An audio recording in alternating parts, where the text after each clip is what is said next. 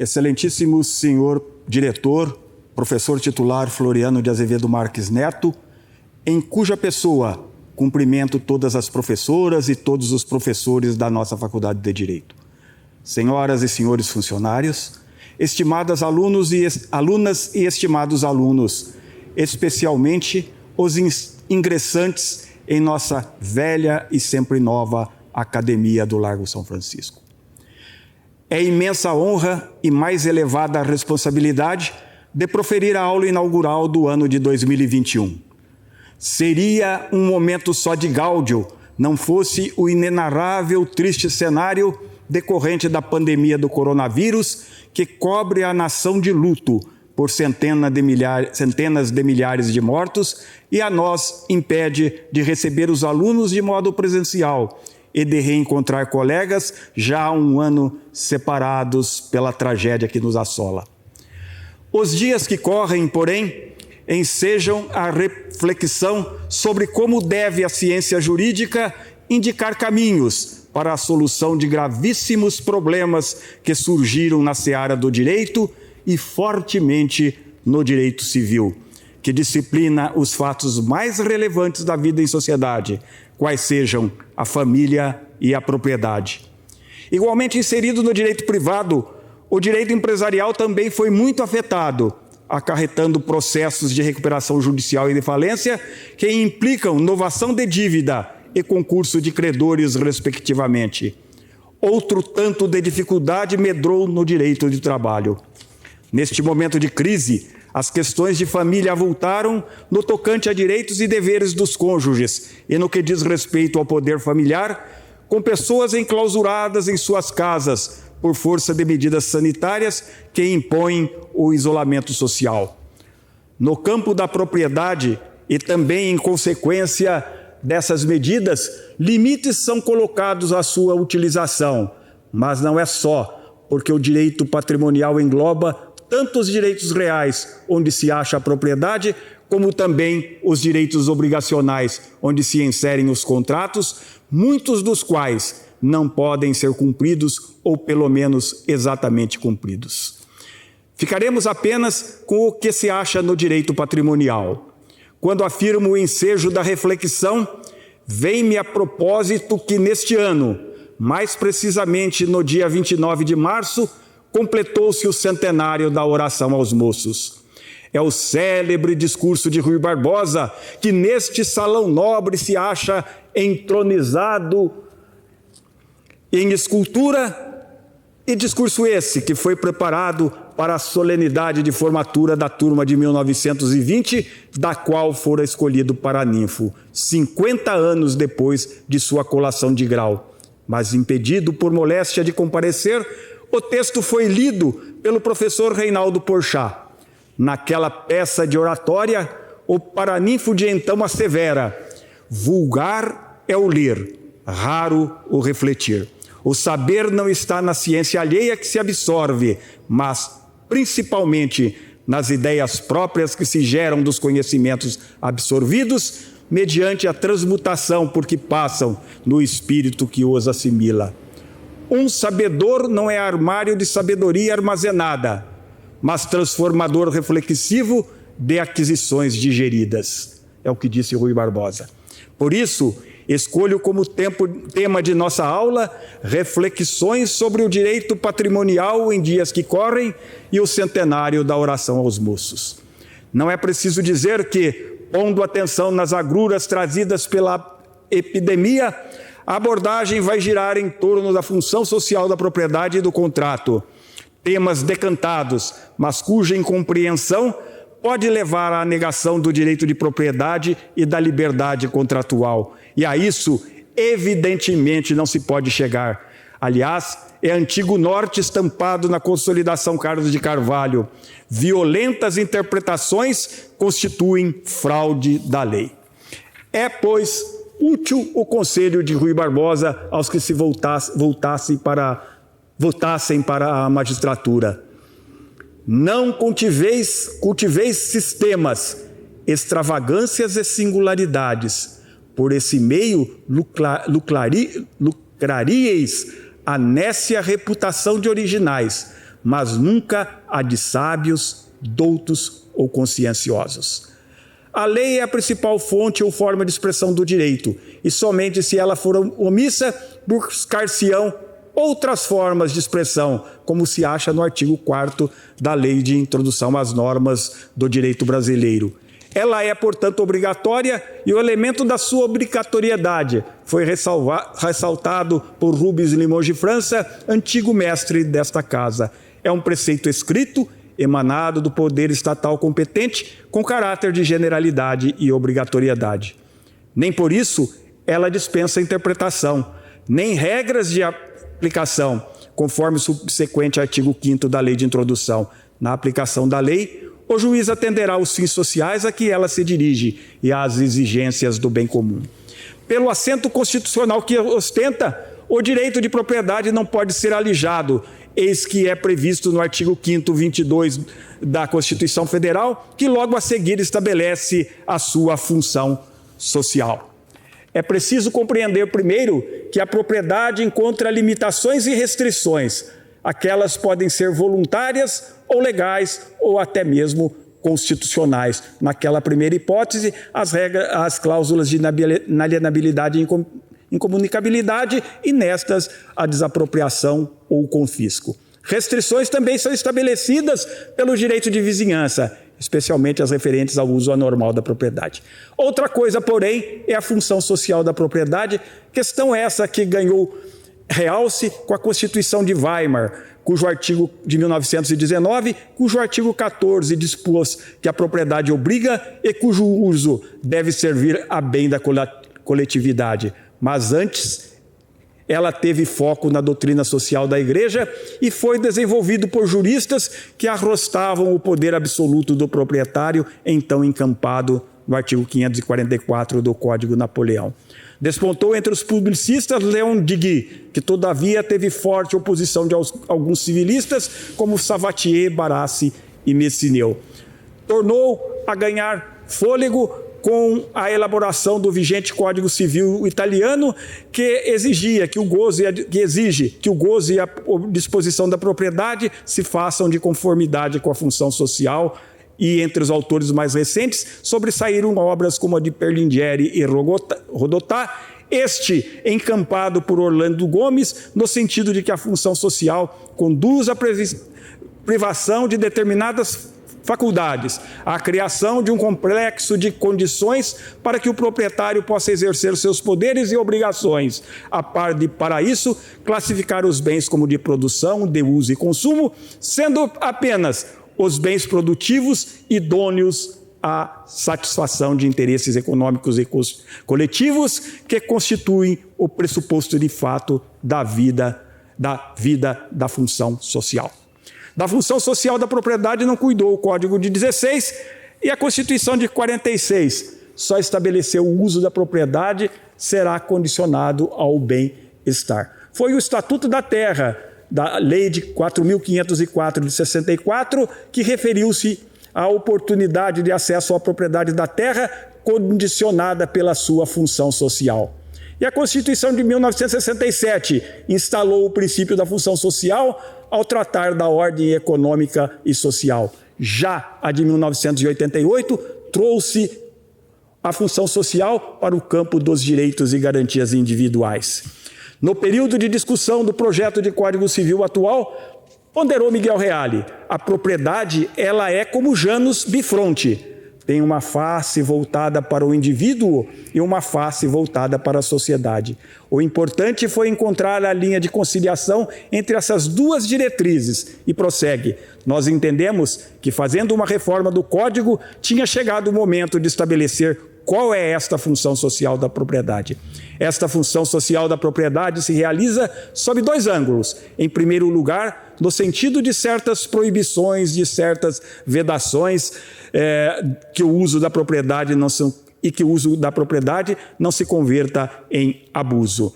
O Código Civil também não entra em minúcias sobre este ponto. E prossegue citando Teixeira de Freitas, que já afirmava no século passado algo muito próximo disso e distanciando-se dos juristas de seu tempo. De fato, o Código Civil vigente, no parágrafo 1º do artigo 1228, estabelece que o direito de propriedade deve ser exercido em consonância com as suas finalidades econômicas e sociais.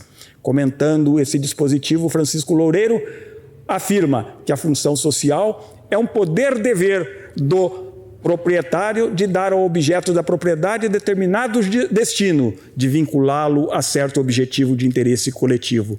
Não pode ser encarada como algo exterior à propriedade, mas como elemento integrante de sua própria estrutura. Na verdade, muitas vezes a questão da função social da propriedade surge pelo seu descumprimento e para coibi-lo é suscitada. Não é preciso embrenhar-se em dificultosas hipóteses para, nos dias que correm, estender o palio da função social da propriedade. Isto se dá, por exemplo, quando o Estado impede e coíbe a conduta de certos proprietários nos casos de festas e eventos clandestinos que provocam aglomerações proibidas pelas autoridades sanitárias, a fim de diminuir a propagação do vírus letal. Ora, entre os atributos do direito da propriedade que têm os donos dos imóveis, onde tais aglomerações ocorrem, acham-se deles usar e fruir, mas não podem usá-los ou cedê-los, inclusive obtendo rendas para festas e eventos que colocam em risco a saúde pública. Não são privados do direito, mas no exercício desse direito não podem sobrepor-se ao bem comum. Outro tanto se dá no campo da função social do contrato, que na verdade é uma projeção da função social da propriedade, e isso se verifica, conforme o professor desta casa, Cláudio Luiz Bueno de Godoy, na medida em que o contrato funcionalizado instrumentaliza a aquisição dos bens vitais à pessoa humana, mas da mesma forma marcado pela necessidade de atendimento não só do interesse da parte, como também ao atendimento de interesses e valores sociais, prosseguindo que o controle da juridicidade de cada contrato firmado em função de sua consonância com a utilidade social que deve ostentar, ou seja, servir à promoção daqueles valores das escolhas dos sistemas. Tal é o que compreende como função social do contrato. Entre mentes, não se pode perder de vista que o contrato é fonte de obrigação, sujeitas a efeitos classificados por Teixeira de Freitas em necessários e acidentais, e entre os necessários, o de exigir do devedor a prestação devida oportunamente e, por parte do devedor, o cumprimento desta prestação com o direito de exigir quitação. E já no dizer de Agostinho Alvim, é cânone fundamental que as obrigações assumidas devem ser fielmente executadas. O descumprimento acarreta sanção, conforme o artigo 475, podendo a parte lesada pedir a resolução, se não preferir exigir o cumprimento e, em qualquer dos casos, pedir indenização por perdas e danos. Não é sem peias essa exigibilidade, pois as partes devem colaborar para o recíproco sucesso, e é tal o sentido da boa-fé objetiva, conforme exposto por Orlando Gomes. Para traduzir esse interesse da boa-fé objetiva, interesse social de segurança das relações jurídicas, numa palavra, devem as partes proceder com boa-fé. Indo mais adiante, aventa-se a ideia de que entre credor e devedor é necessária a colaboração, um ajudando o outro na execução do contrato. A tanto, evidentemente, não se pode chegar, dada a contraposição de interesses, mas é certo que a conduta, tanto de um como de outro, subordina-se às regras que visam a impedir, dificulte uma parte a ação da outra. Registre-se que o moderno conceito de contrato sofreu influência do direito canônico e da escola do direito natural. Dos canonistas vem a relevância atribuída ao consenso e à fé jurada. E do direito natural, a contribuição de que o acordo de vontade deve ser cumprido. Mas não se pode olvidar, no entanto, que nesta última quadra, subsequente na época de Poitiers, a quem se deve no Código Civil francês a regra de que o contrato faz lei entre as partes, não se pode olvidar que nesta última referida quadra, as ideias dominantes nos planos econômico, político e social traziam a marca do individualismo, sendo que no plano econômico consagrava o entendimento de que todos são iguais perante a lei e com igualdade teriam de ser tratados.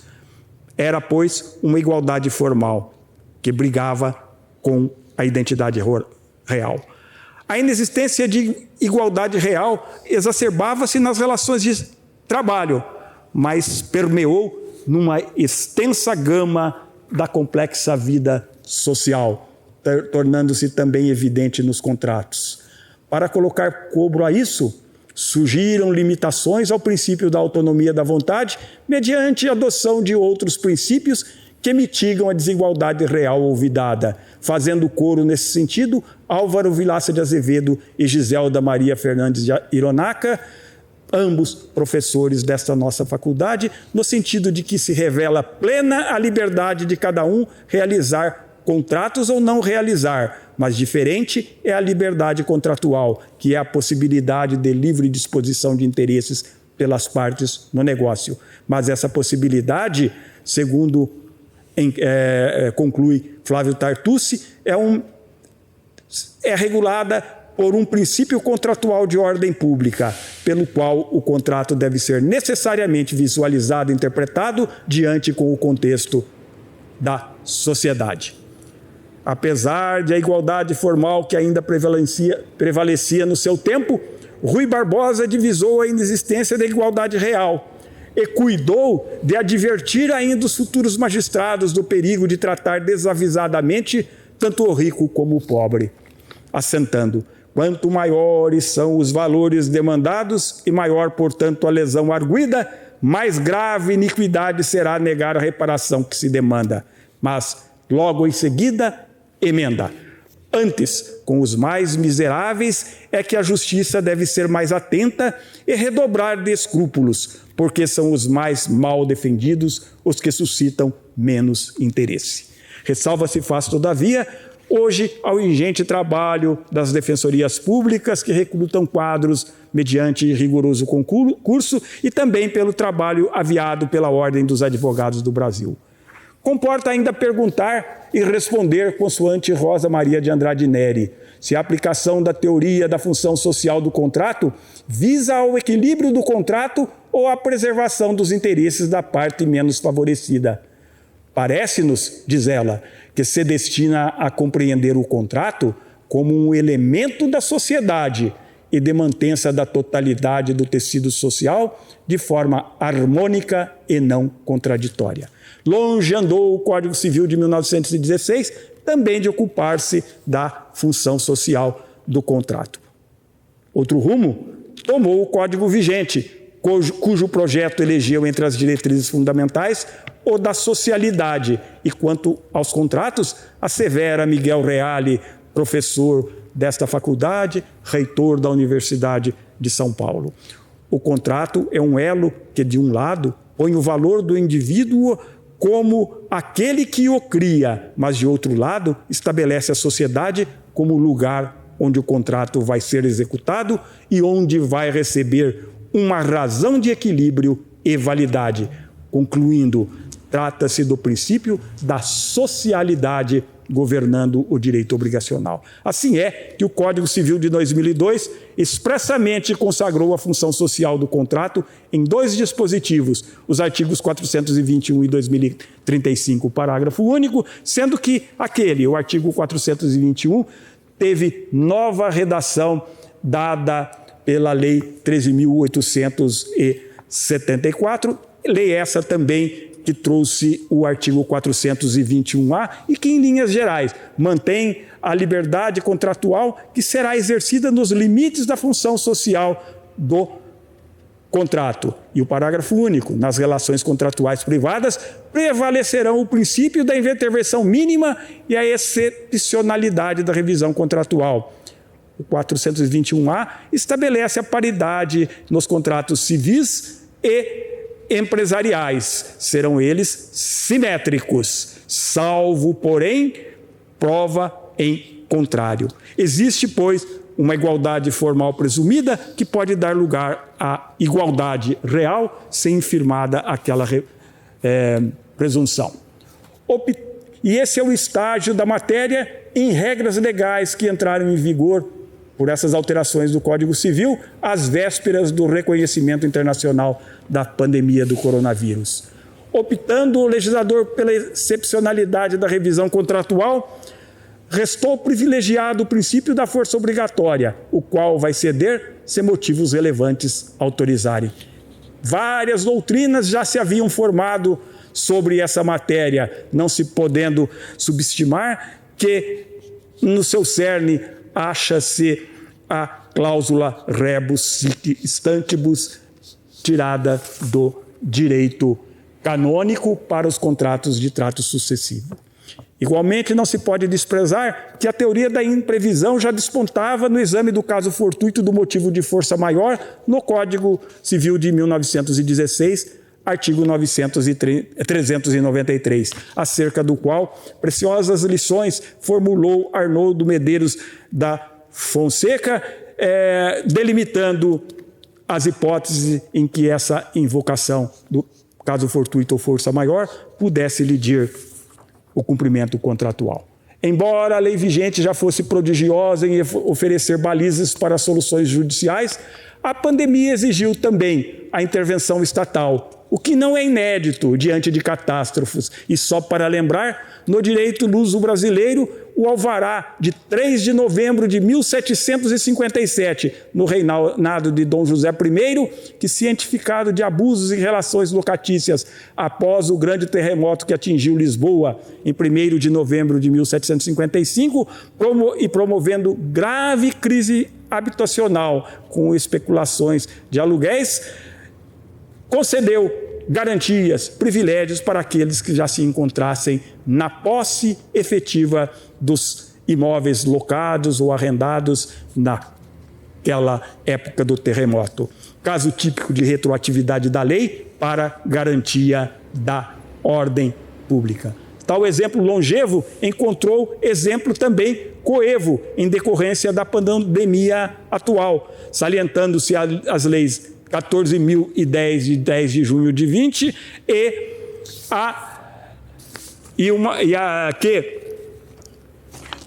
delimitou o que são fatos imprevisíveis e estabeleceu suspensão de aplicação de norma do Código de Defesa do Consumidor para ajustá-las às necessidades trazidas pela pandemia. E especificamente nas relações locatícias, interferiu, vedando em seu artigo 9º concessão de liminar para a desocupação de imóvel urbano nas ações de despejo. De menor abrangência foi a Lei 14.046, de 2020, que dispôs sobre os setores de turismo e cultura, grandemente afetado pela proibição de aglomerações, viagens e assim por diante.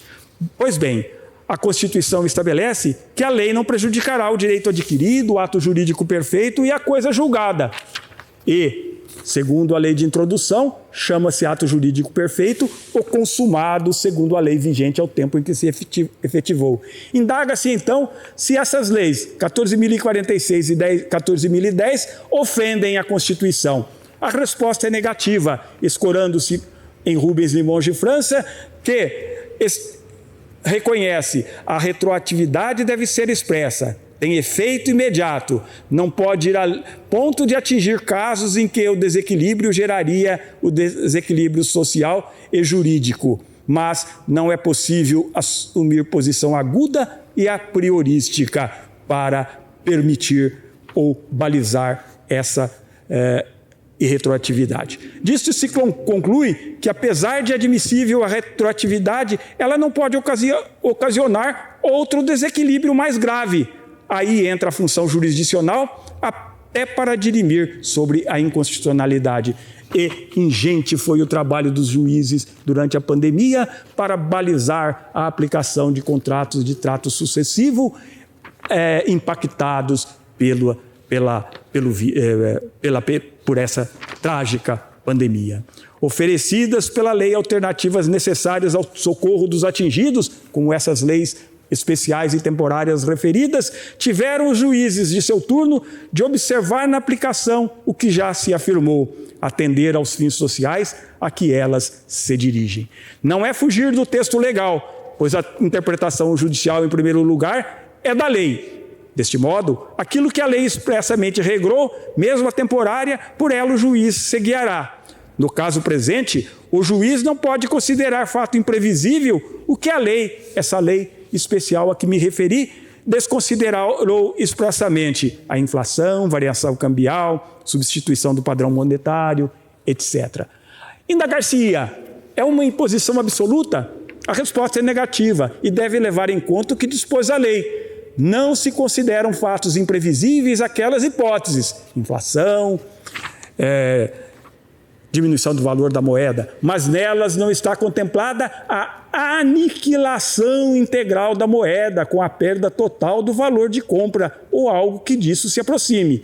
Com isso, não foi previsto nem excluído da imprevisibilidade. Seria de considerar, portanto, fato não disciplinado pela lei. E como se resolveria? Mediante uma velha parêmia: ad impossibilia nemo tenetur. Impossível a ninguém obriga. E como orientou Rui Barbosa, ainda dirigindo-se aos futuros juízes, asseverou: não estejais com os que agravam o rigor da lei, para se acreditar com o nome de austeros e ilibados, porque não há nada menos nobre e aplausível que agenciar uma reputação malignamente obtida em prejuízo da verdadeira inteligência dos textos legais. Retornando então à lei permanente, o Código Civil, ele dispõe, nos artigos 317 e 478, sobre a revisão contratual e sobre a resolução por onerosidade excessiva. Entretanto, ambas as disposições exigem grande vantagem para uma das partes e grande prejuízo para a outra. Como resolver? Nelson Roosevelt suprimiu a exigência do chamado efeito gangorra que está no artigo 478. É uma solução prática, mas que indiscutivelmente suprime um requisito da lei. Melhor será entender, em razão de suprimir o efeito gangorra, vantagem para um e desvantagem para outro, verificar que não contempla a lei geral a hipótese de definitivo ou grave aniquilamento não previsível, como é a pandemia. E equiparável ao impossível é o que conduz ao sacrifício absoluto do próprio negócio ou empreendimento. Empreendimento esse em que se assenta uma relação jurídica. Deve também, neste caso, arbitrar-se, a meu ver, a resolução do contrato, sem penalidades, se não houver oferta razoável da outra parte, mas por aquele outro fundamento, o da impossibilidade absoluta do cumprimento da obrigação, e o impossível a ninguém obriga. Tantas são as dificuldades nos dias atuais que o Poder Judiciário se viu assoberbado de demandas, muitas que poderiam ser evitadas pela transação, que entre seus atributos intrínsecos, conforme Carlos Alberto Dabos Maluf, também professor desta casa e decano do Departamento de Direito Civil, estão a existência de concessões recíprocas e a intenção de pôr fim a litígios. Bem por isso, Rui Barbosa aconselha os advogados: não proceder nas consultas, senão com a imparcialidade real do juiz nas sentenças. não fazer da banca balcão ou da ciência mercatura. Enfim, muito a pandemia nos faz refletir e tal é inerente à prática jurídica a que, estimados alunos, em breve irão dedicar-se e cujo êxito estará não só no ler, mas sobretudo no refletir, pois nem todos os problemas têm solução prévia, como esses que acabamos de examinar. É o desafio que lhes fica. Muito obrigado.